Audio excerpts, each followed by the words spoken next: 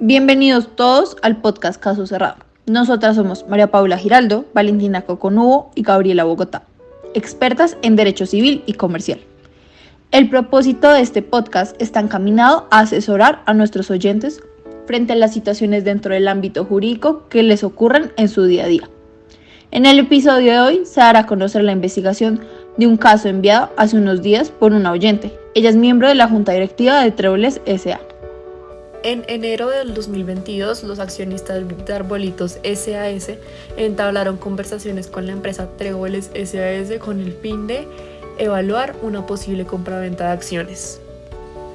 Tréboles realizó un due diligence para identificar las ventajas y desventajas de adquirir la participación de Arbolitos. La junta directiva de Tréboles tenía conocimiento de que Arbolitos se encargaría de ejecutar una obra pública en Cañocristales por la suscripción de un contrato por parte de la alcaldía del municipio de La Macarena.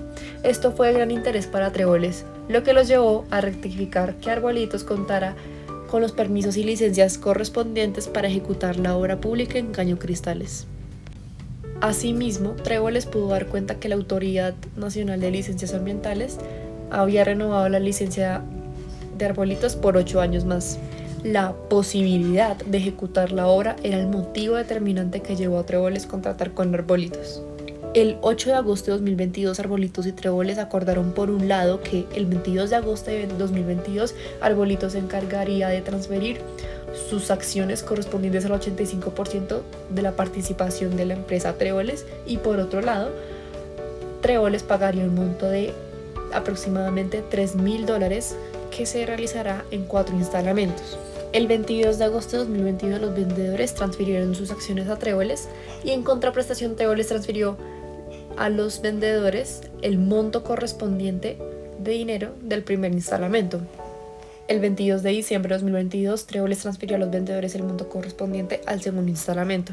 El 23 de diciembre de ese mismo año, Tréboles pasó a ser el accionista controlante de Arbolitos. El 15 de marzo de 2023, la ANLA revocó la licencia ambiental de Arbolitos mediante la resolución 112/2023 y además señaló que contra dicha decisión no procedía recurso alguno. El 31 de marzo de 2023, la Alcaldía Municipal de La Macarena terminó unilateralmente el contrato estatal y otorgó a Arbolitos una indemnización del 10% del valor del contrato. La Junta Directiva de Tréboles afirmó: como miembros de la Junta Directiva nos encontramos molestos por esta situación e insistimos que no debemos pagar los 2 instalamientos restantes de la compraventa de las acciones, ya que, a raíz de la terminación unilateral del contrato estatal, el motivo principal que tenía Tréboles para celebrar el contrato ya no existe.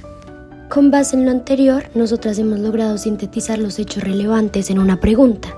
A la luz del ordenamiento jurídico colombiano, ¿es válido que el comprador alegue la inexistencia del contrato de compraventa de acciones bajo el argumento de que la calidad esencial por el cual se contrató con el vendedor ya no existe por hechos extraordinarios impredecibles?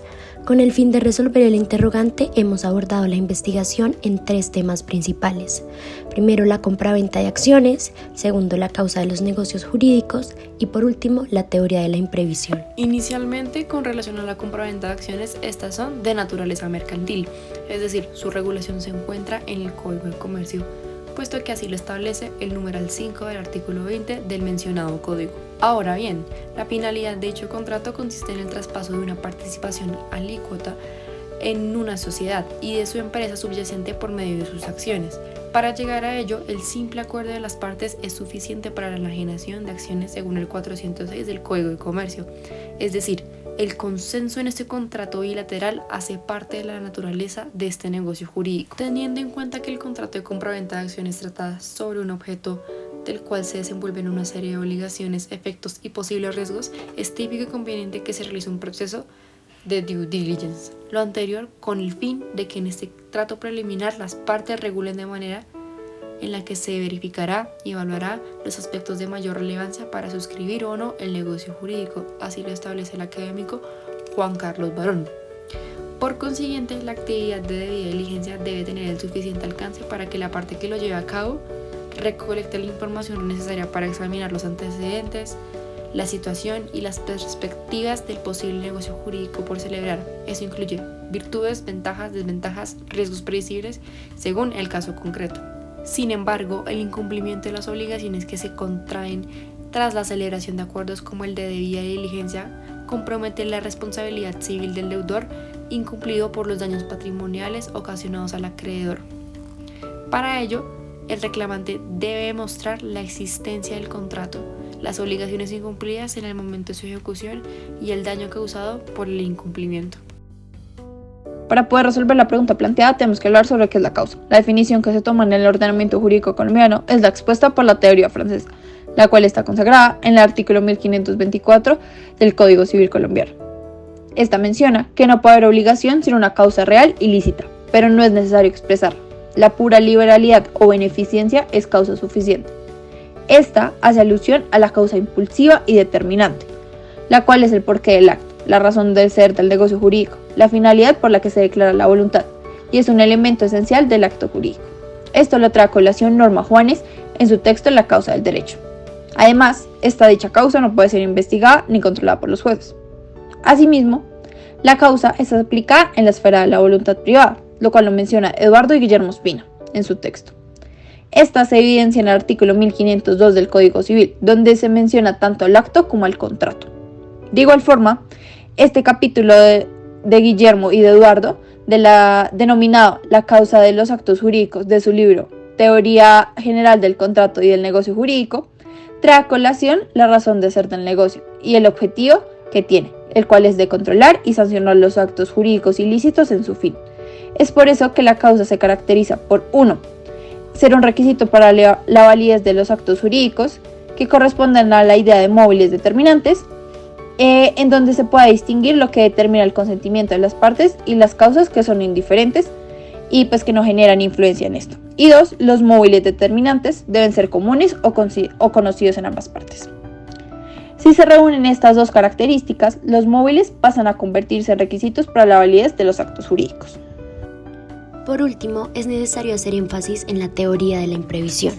Según el fallo 14577 del 2003 del Consejo de Estado, la teoría de la imprevisión se presenta cuando situaciones extraordinarias, ajenas a las partes, imprevisibles y posteriores a la celebración del contrato, alteran de forma extraordinaria, grave y anormal la ecuación financiera del mismo, y que no es razonablemente previsible por los contratantes al momento de la celebración del contrato. Ahora bien, la teoría de la imprevisión procede cuando la ejecución de un contrato conmutativo se torna excesivamente onerosa para una de las partes, debido a hechos extraordinarios e imprevisibles a su celebración, de forma que se autoriza su revisión por parte del juez con el objeto de reajustar el contrato. Según la doctrina y la jurisprudencia, los elementos que estructuran esta teoría son los siguientes. Primero, que el contrato sea bilateral, conmutativo y de ejecución sucesiva, periódica o diferida, y por ende excluye los contratos de ejecución instantánea. Segundo, que se presenten circunstancias extraordinarias, imprevistas o imprevisibles, posteriores a la celebración del contrato en el caso en concreto. Tercero, que estas circunstancias extraordinarias, imprevistas e imprevisibles alteren o agraven la presentación a cargo de una de las partes en grado tal que le resulte excesivamente onerosa. Y cuarto, que el acontecimiento resulte ser ajeno a las partes. Teniendo como referencia el proceso 15476 del Consejo de Estado, es importante resaltar los requisitos para realizar un análisis de procedencia de la teoría de la implementación, y estos son los siguientes. Primero, como ya se dijo anteriormente, que debe existir una alteración extraordinaria de las circunstancias existentes al tiempo de la celebración del contrato. Segundo, que esta alteración debe ser sobreviniente al nacimiento del vínculo contractual en el que deben subsistir obligaciones pendientes de cumplimiento al tiempo del planteo. Y tercero, que sea ajena a las partes afectadas, quien no debe haberla provocado por su dolo o por culpa, ni debe en razón de su mora relevante haber privado a la contraria de la oportunidad de optar medidas de seguridad o resguardo idóneas. Y cuarto, que genere una excesiva onerosidad sobreviniente que afecte el cumplimiento de las obligaciones a cargo de al menos una de las partes. De esta manera, se debe recordar que la teoría de la imprevisión se configura cuando se presentan eventos posteriores a la celebración del contrato, como ya dijimos repetidas veces, ajenos a la voluntad de las partes, que afecten de manera grave el equilibrio económico, circunstancias que dan lugar a un reconocimiento patrimonial por parte de la administración para llevar al contratista afectado a un punto de no pérdida. Teniendo en cuenta las normas legales, jurisprudencia y doctrinas expuestas con anterioridad, vamos a dar una conclusión. En efecto, a la luz del ordenamiento jurídico colombiano, es válido que el comprador alegue la inexistencia del contrato de compra-venta de acciones bajo el argumento de que la calidad esencial por la que se contrató con el vendedor ya no existe por hechos extraordinarios e imprevisibles. Esto ha debido a que las partes en el contrato de compra-venta de acciones pueden pactar que en cualquier evento en que los compradores puedan sufrir una pérdida o perjuicio en razón del negocio, el cual puede ser la razón por la que contrataron, y como nuevos accionistas deben ser indemnizados. Por lo tanto, la materialización de uno de estos eventos da lugar a que se ejecuten los mecanismos establecidos en el contrato. Esto es dicho por Shaw, citado por Mesa y Vélez. De igual forma, en los acuerdos de los accionistas pueden darse las condiciones necesarias para la aplicación de la teoría de la imprevisión, pero solo aquellos celebrados bajo el régimen de la sociedad por acciones simplificadas, siempre que estos sean onerosos y de trato sucesivo.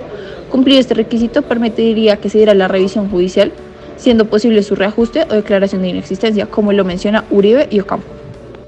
Para establecer la procedencia de la teoría de la imprevisión para el caso en concreto, se debe partir con el estudio del contrato. En este caso, el contrato es bilateral, de ejecución periódica y conmutativo. Un aspecto importante es resaltar el hecho de que la imprevisión no fue pactada entre las partes. Además, es necesario realizar el análisis de la gravedad de la alteración. Asimismo, el análisis de la onerosidad entre las partes es un factor fundamental. Teniendo en cuenta los requisitos mencionados anteriormente, la revocación de la licencia ambiental por parte de la ANLA hacia Arbolitos, teniendo como referencia la resolución 112 del 2023, constituye un hecho extraordinario. Sin embargo, en relación con el tema de la onerosidad, debe existir una excesiva onerosidad para una de las partes, pues si se prueba la imposibilidad de pago por insuficiencia de medios y se prueba la buena fe del deudor, puede haber como una revisión para evitar como el percance por parte de un juez. Sin embargo, el hecho de no haber pactado la imprevisión imposibilita la aplicación de dicha teoría. Además, en el caso en concreto no existe una excesiva onerosidad, pues no existe una evaluación de alta gravedad entre las partes.